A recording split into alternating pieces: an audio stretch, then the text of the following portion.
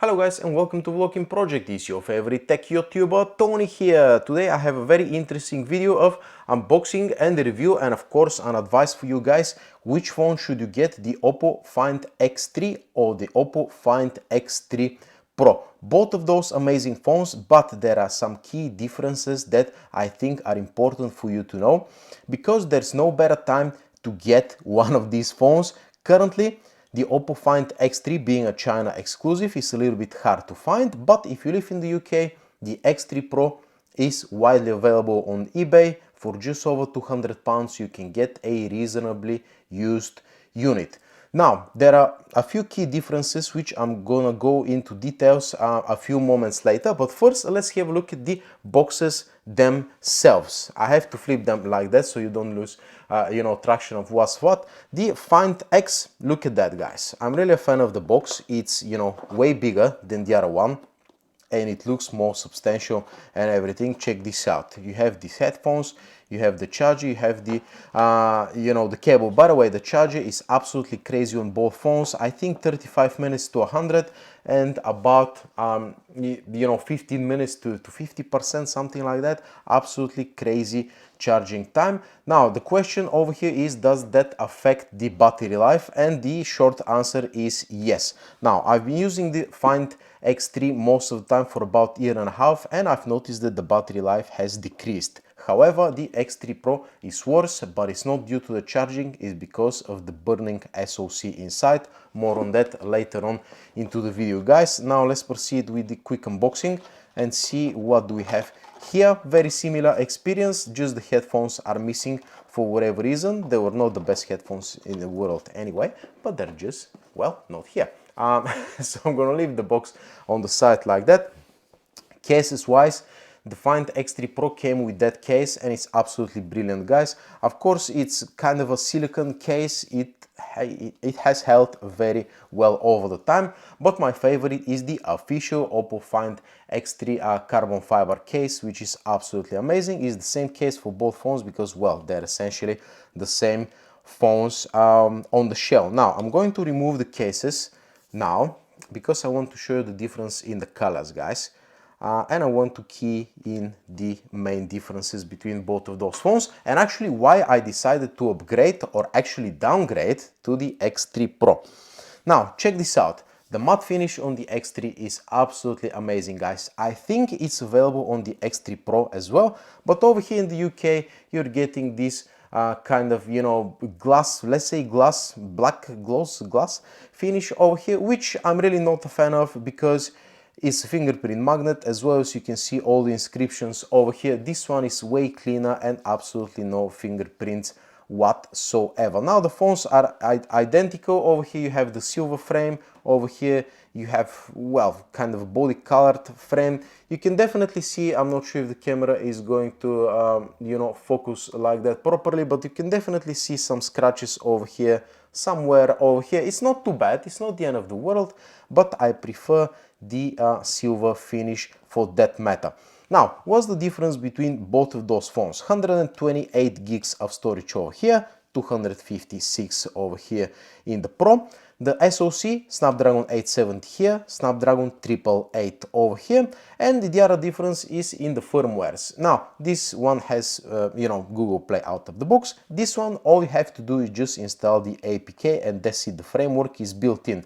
However, you're getting delay or no notifications whatsoever. I've played around with the settings, there are plenty of settings, and still if the screen is off, you're not getting notifications in a lot of applications, guys, which might be annoying. However, for me it isn't, because I'm used to the Find X2 Pro that I used to have back in the day with, again, the Chinese firmware. So for me that's not an issue, but for example for you that might be a problem.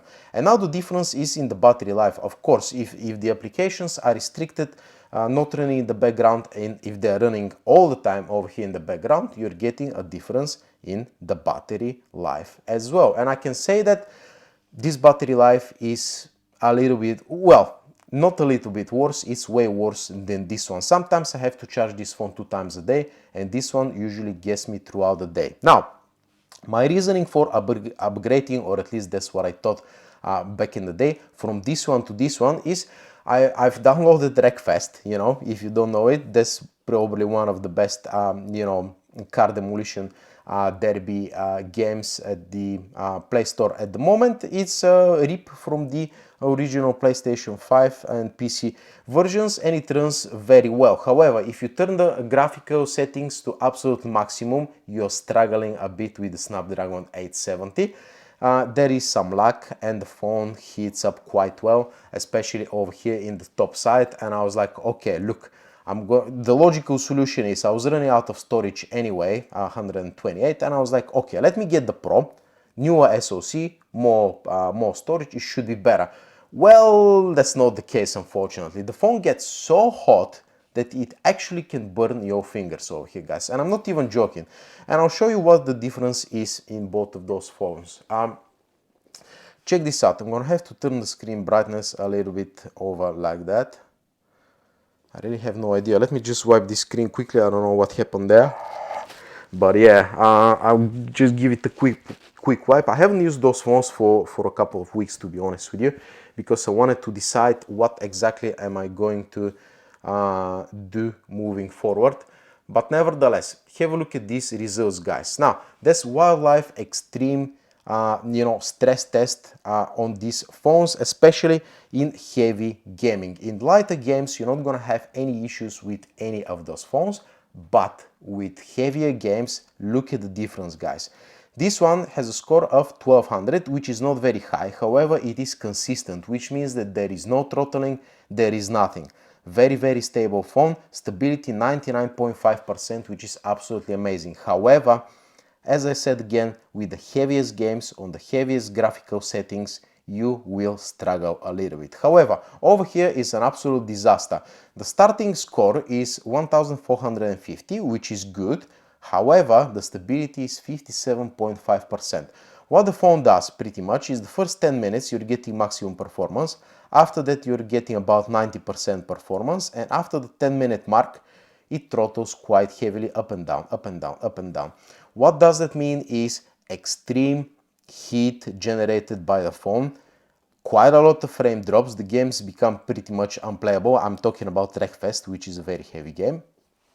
And guys, you take a massive hit on the battery life as well. So I thought that I'm doing an upgrade, and essentially I've made a downgrade, and that's why this phone is already sold. I'm gonna ship it straight after this video, guys. A massive disappointment in terms of the pure, you know, heavyweight gaming performance. However, as I said before, in lighter games you're not gonna have issues with both of those phones. Everything else is pretty much the same.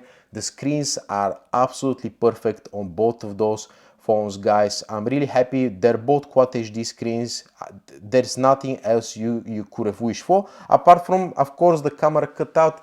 On the previous versions of the Oppo Find X, the original one with the pop-up camera that have videos on, the display was absolutely perfect. There was no cutouts. I was happier like that, but nevertheless, that's a trend. Is still, phones still have that. So yeah, it's not big of a deal, especially with the darker background. You can barely see it. This is not an issue. In terms of sound, the speakers are really good, guys. Stereo speaker setup, absolutely no complaints. In terms of selfies, both 32 megapixel selfie cameras, still one of the best cameras on the market. Now, at the back, on both of those phones, we have the you know, the proper main camera, the proper super wide angle camera, the full resolution one, and of course the macro camera over here, guys, the proper microscope camera that pretty much no other phones has. Now, I did my research and a couple of other phones actually have it, but this is the OG, you know, the Oppo implemented that feature. I think there's one or two Realme phones that have it, which is what essentially Oppo's, and I think one Xiaomi, and pretty much that's it. But if you want to experience photos like that, I'm going to give you a few examples over here, guys. There is no other option but to use one of those phones, and I'm very happy with the camera setup overall. One other difference in both of those phones is the lock screen wallpapers. Now this one is not set up at the moment. Let me just set it up very quickly, guys, so I can show you what's the difference in terms of the pictures themselves. Sorry about the brightness, but you know, it's my camera works, it works better with the lower brightness over here. Lock screen, just give me 1 second. Lock screen magazine. Okay, there we go. Yeah, I'm really not sure. Okay, cool. So check this out. There's the difference in the wallpapers. Okay, over here in the Chinese version you have way more categories to choose from and to personalize. So for example, what is that? I don't like that. Over here I like every single one of the wallpapers, and over here they're quite a bit dull and some of them are not very nice. So it's kind of weird that essentially does the same application on the same phone, but because the region is different, over here the selection is way better. And actually over here I turn it off. I use my own lock screen wallpaper, but it's just something to notice if you're used to very nice, you know, lock screen wallpapers all the time and you move to this one and they kind of suck. It's a little bit disappointing, guys.